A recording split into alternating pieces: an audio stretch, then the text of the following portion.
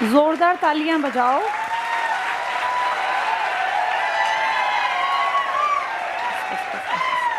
ताली मतलब ताली से है। तुम ये सारे वो शख्सियत हैं जिनके बारे में रोज़ अखबारों में कहीं ना कहीं जब पढ़े लिखे लोगों का जिक्र होता है तो इन सबके नाम तुम अखबारों में पढ़ते हो। ये हमारा सौभाग्य है कि आज ये हमारे बीच में और बहुत अच्छी अच्छी बातें हम लोगों को बताएंगे। अपने जीवन का अनुभव साझा करेंगे। आईसीएस के सभी स्टूडेंट्स जानते हैं, ब्रांचेस पर सभी स्टूडेंट्स जुड़े हुए हैं। आज एक ख़ास दिन है हमारे लिए। दो बेहतरीन शख्सियत जिनकी पिक्चर्स आपके सामने हैं। एक ये मूंछों पर ताव देते यंग नौजवान, ब्लड के लिए अपने आप में एक रोल मॉडल हमारे चंद्रशेखर आज़ाद जी।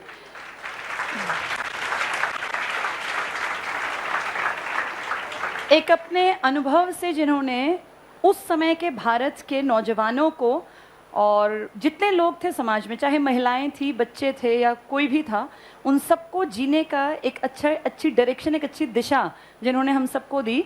और कांग्रेस के एक बड़े लीडर के रूप में जिनका नाम सभी लोग जानते हैं, बाल गंगाधर तिलक जी।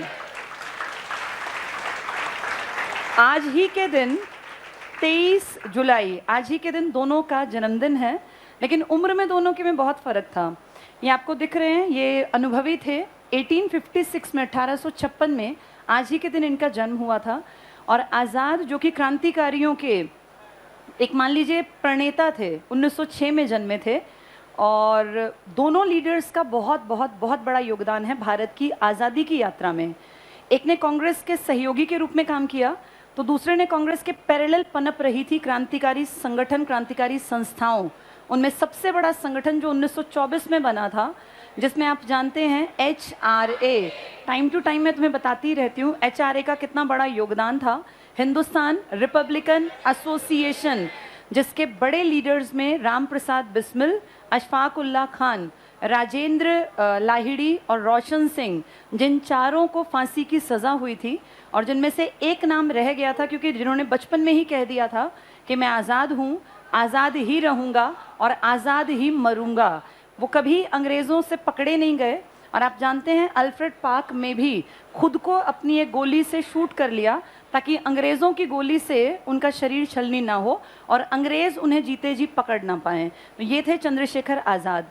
आज़ाद ने जिस बहुत बड़े संगठन को शुरू में ज्वाइन किया, HRA का, ये मान लीजिए भारत की बदकिस्मती रही कि HRA वैसी बड़ी पार्टी, बड़ा संगठन बन नहीं पाई, क्योंकि पैसे की कमी के चलते इन लोगों को 1924 में बनाई पार्टी को, जब पैसे की ज़रूरत ज़्यादा बड़ी आन खड़ी हुई, 25 में काकोरी में रेल जो खजाना लेकर जा रही थी, इसको इन्होंने लूटने की कोशिश की। लूट भी लिया गया था, लेकिन बाद में सारे बड़े जो लीडर्स थे HRA के, ये पकड़े गए। आज़ाद वहाँ से चले गए थे, भाग गए थे और अंग्रेज़ों की गिरफ्त में नहीं आए थे। इन्होंने 1-1.5-2 साल लगभग ऐसा जीवन काटा कि किसी को पता ही नहीं चला आज़ाद कहाँ गए। उस टाइम भी आज़ाद भारत की आज़ादी के लिए काम कर रहे थे। और जहाँ कहीं छिप गए थे जंगलों में, एक गांव में, वहाँ गांव के लोगों को शुरू में लगा कि ये कोई इस तरह से पुजारी हैं, किसी उसमें चलते फिरते आ गए हैं, तो गांव के एक मंदिर में पुजारी के रूप में काम करने लगे। लेकिन कुछ समय बाद गांव के लड़कों को इन्होंने तैयार किया कि कल को ये भी क्रांति में हमारा साथ दे पाएंगे। और वहाँ गांव के लड़कों को इन्होंने शूटिंग करना सिखाया था। फिर धीरे धीरे, क्योंकि क्रांति का जो ब्लड था वो कह रहा था कि यहाँ बैठने से काम नहीं होगा, देश की स्वतंत्रता से छुटकारा दिलाना है तो काम करना पड़ेगा, इसीलिए फिर वहाँ से बाहर आए। और फिर इन्हें साथ मिला देश के जो सबसे बेहतरीन क्रांतिकारी थे, भगत सिंह, राजगुरु, सुखदेव, और उनके पूरे संगठन का जो एक बड़ी कौम तैयार हुई थी नेशनल कॉलेज लाहौर में। वहाँ से पढ़ के निकले ये लड़के बेहद काबिल थे। इन्होंने दुनिया जहान को किताबों से जाना था, किताबों से पढ़ा था, और उस पढ़ाई लिखाई को ये प्रैक्टिकली अपने देश में देखना चाहते थे कि आज़ादी के लिए क्या क्या किया जाता है, क्या करना पड़ता है और कैसे देश को वास्तव में आज़ाद कहा जाएगा। तो वहाँ एक संगठन का जो पुराना जो एक कोशिश थी HRA, उसको एक नया रूप दिया था, जिनमें सबसे बड़ा नाम किसका था? भगत सिंह का। भगत सिंह के साथ ही रहे थे आज़ाद।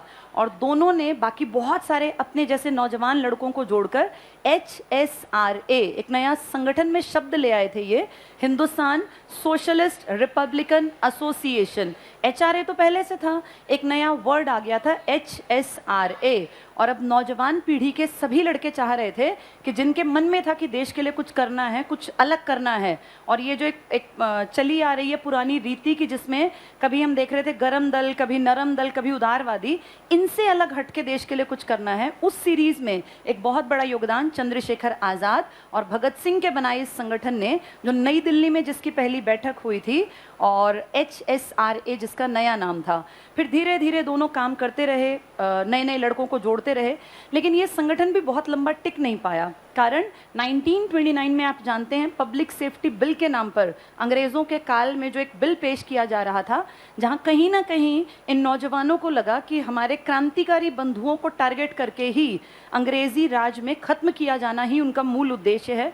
उस असेंबली में बम का फेंका जाना और फिर वहाँ जानबूझ के गिरफ्तारी देना, वो धीरे धीरे धीरे करके संगठन कहीं ना कहीं जो बहुत उभरना चाहिए था उसके लीडर्स पकड़े जाने लग गए। और फाइनली आते आते 1931 में चंद्रशेखर आज़ाद 27 फरवरी 1931 को अल्फ्रेड पार्क में जब चारों तरफ से अंग्रेज़ी सेना ने घेर लिया, तो इन्होंने कोशिश तो की थी बचने की, लेकिन क्योंकि इकलौते थे, अकेले थे लड़ने वाले, वहाँ पूरी फौज आ गई थी, तो वहाँ से भागना और बचना संभव नहीं था। जब तक गोलियाँ रही इनके पास, तब तक ये लड़ाई करते रहे। पर फाइनली जब दिखा कि बात नहीं बनेगी, तो अंतिम गोली से अपने आप को इन्होंने शूट कर लिया। अगर तिलक जी की बात करें तो तिलक जी का बहुत बड़ा योगदान कांग्रेस में था। तिलक की विचारधारा एक टाइम पर कांग्रेस से अलग भी हुई थी। जब बंगाल विभाजन हुआ 1905 में, 1906 में जब अंग्रेज़ों ने बहुत चालाकी से मुस्लिम लीग का गठन करवा दिया, ये कह के कि कांग्रेस तो महज हिंदुओं की संस्था बनकर रह गई है। ये वही अंग्रेज़ थे जो पहले कह रहे थे कि कांग्रेस एक राष्ट्रीय दल है जिसमें अंग्रेज़ भी हैं, हिंदू भी हैं, मुसलमान भी हैं, पारसी भी हैं। और हम जानते हैं पढ़ने लिखने वाले लोग कि कांग्रेस को शुरू में कहीं ना कहीं अंग्रेज़ों का साथ मिला था, इसलिए स्टार्टिंग के इसके 4-5 अधिवेशन में कहीं पारसी हेड बनाए गए थे, कहीं हिंदू हेड बने थे, कहीं अंग्रेज़ भी हेड बने थे। जॉर्ज यूले का नाम आप सब जानते हैं।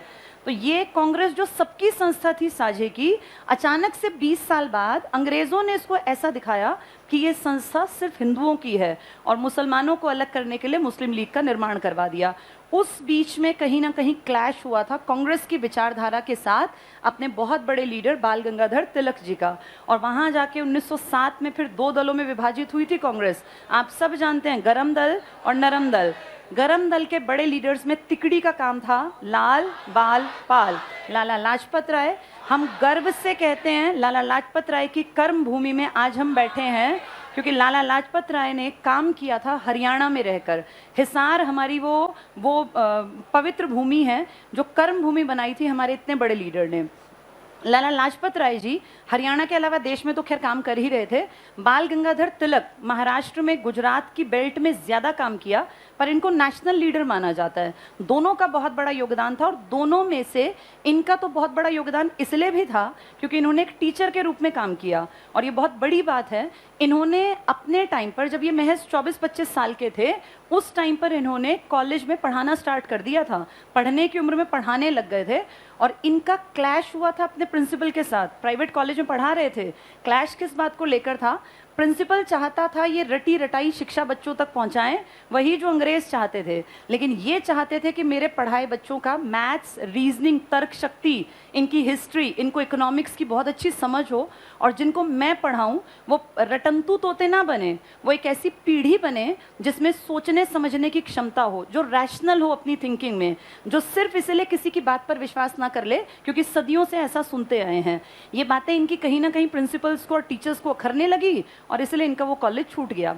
लेकिन कॉलेज छूटा था, इन्होंने एक संस्था बनाई, सोसाइटी बनाई, डेक्कन एजुकेशन सोसाइटी, जिसने आगे जाके फर्ग्यूसन कॉलेज को बनाने में बहुत बड़ा रोल प्ले किया।